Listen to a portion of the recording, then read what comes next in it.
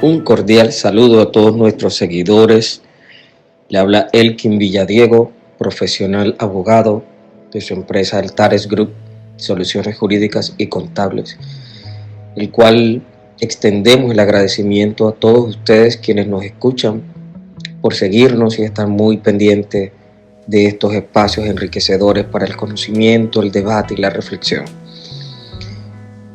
Hoy traemos con ustedes este espacio de reflexión jurídica en un tema de interés nacional e internacional, pero que al mismo tiempo nos hace llegar a ciertas reflexiones sobre decisiones que nuestros mandatarios o líderes regionales, nacionales o de rangos de influencia internacional tomamos parte por ideologías, por partidos políticos, pero que es necesario también encontrarnos con nosotros mismos y poder discernir sobre cada uno de aquellos aspectos que son importantes y decisivos para nuestra sociedad.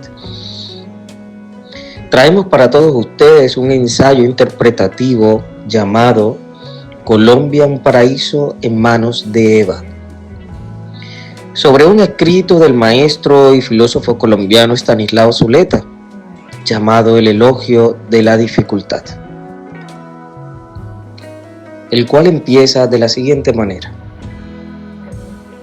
la pobreza y la impotencia de la imaginación nunca se manifiestan de una manera tan clara como cuando se trata de imaginar la felicidad. Así empieza Estanislao Zuleta el luminoso ensayo El elogio de la dificultad, como si quisiera cerrar las puertas del paraíso tan anhelado por la humanidad, como una forma de desahogo frente a la resistencia de una sociedad sumida en un sentimiento ambicioso de regresar a ese reino de tranquilidad, de facilismos sin angustias, ni tristezas, ni dolor, sin facultad de crítica, sin el discernimiento de lo que sería en su defecto lo sano, lo bueno, lo correcto, lo necesario. Sí, como si estuviera cansado de la obstinación de una sociedad sin registro serio de la realidad, como si esa felicidad deseada estuviera tan lejos de nosotros mismos, como si esa felicidad dependiera del otro, como si esa felicidad estuviera fuera de sí, en fin, como si esa felicidad la gobernara el alcalde, el gobernador o el presidente de turno. El texto de Zuleta toma sentido cuando entendemos que la ilusión de la felicidad como estado perfecto no cabe en la condición humana y que se presenta como una evasión frente a la esperanza perdida, contra esa especie de mundo de la inercia y de la paz perpetua. Frente a esa noción de felicidad utópica se opone la dificultad como proyecto dinámico de autogestión de la condición humana, la razón de ser de nuestra libertad y responsabilidad individual y colectiva. Así, la felicidad es un proyecto de vida individual y colectivo que debemos construir frente a la tentación de la pasividad irresponsable de no actuar y de someterse a la incertidumbre. Entonces, nos parece que la dificultad es el motor del dinamismo creador y productivo. Frente a la dificultad, el hombre libre se erige como dueño de su destino y responsable de sí mismo.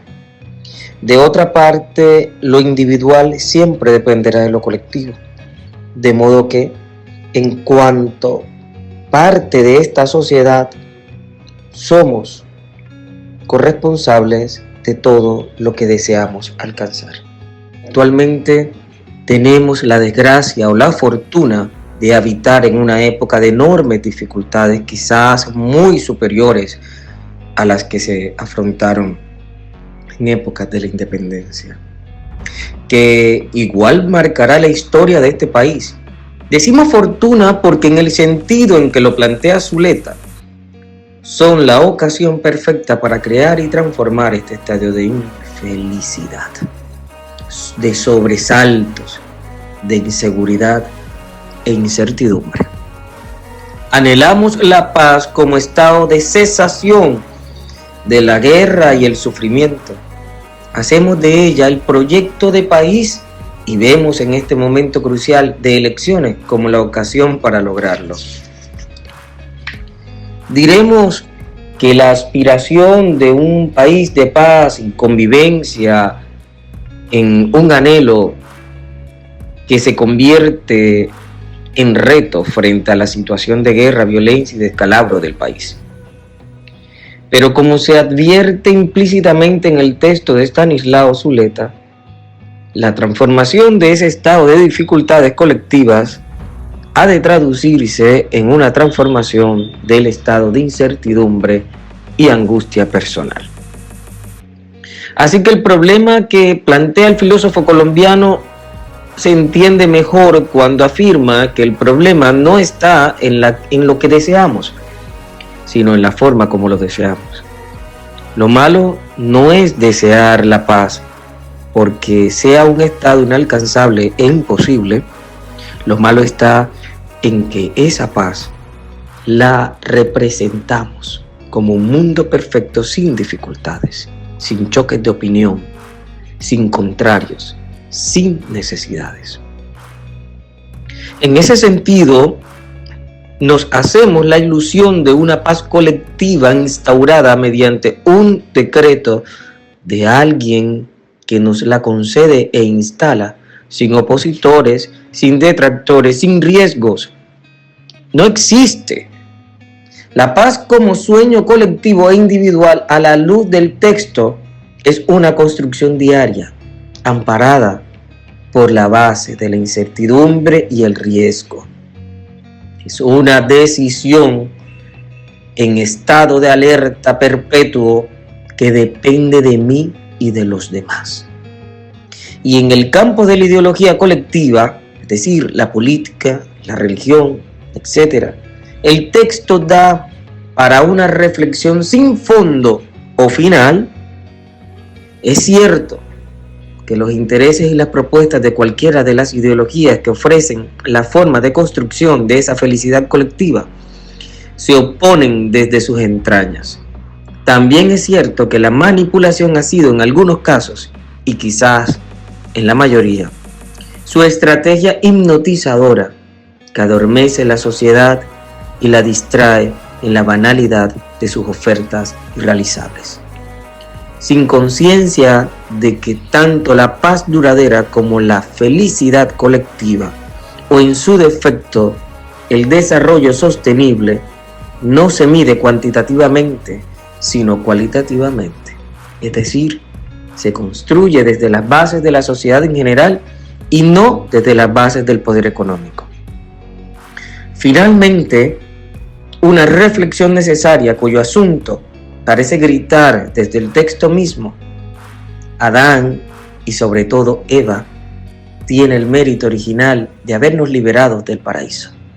Nuestro pecado es que anhelamos regresar a él, afirma Zuleta. Nuestro pecado, nuestro humano error consiste no en buscar la felicidad, sino que anhelamos el paraíso sin la dificultad. Eva, la del pecado original, la que nos desterró a la incertidumbre y a la inseguridad, la que rompió el huevo original de lo estático, lo perfecto, la vida sin carencias y sin movimiento, y por ello sin libertad, sin responsabilidad y mucho menos sin creatividad, tuvo el mérito de volvernos humanos. Nos trajo a lo imperfecto, lo inacabado, la responsabilidad propia de la razón y la creatividad humana. Eva, la libertadora auténtica y primigenia, nos instauró en el pecado de lo humano, plenamente humano, la responsabilidad de hacernos la vida individual y colectiva y la incertidumbre de la muerte. Pues es entonces Estanislao, en el elogio de la dificultad, nos entroniza a un mundo humano, a un sueño con los ojos abiertos y la mente alerta. Nos reta a asumir la vida y la muerte con responsabilidad, porque la vida y la muerte se sitúan entre los extremos de la dificultad y la incertidumbre. Gracias a todos ustedes por escuchar. Es de autoría del doctor Elkin Villadiego Mitola, del equipo de profesionales Altares Group Soluciones Jurídicas y Contables. Hasta una próxima emisión. Recuerde que somos tus abogados de confianza. Síguenos, escríbenos, estamos muy atentos a tus likes.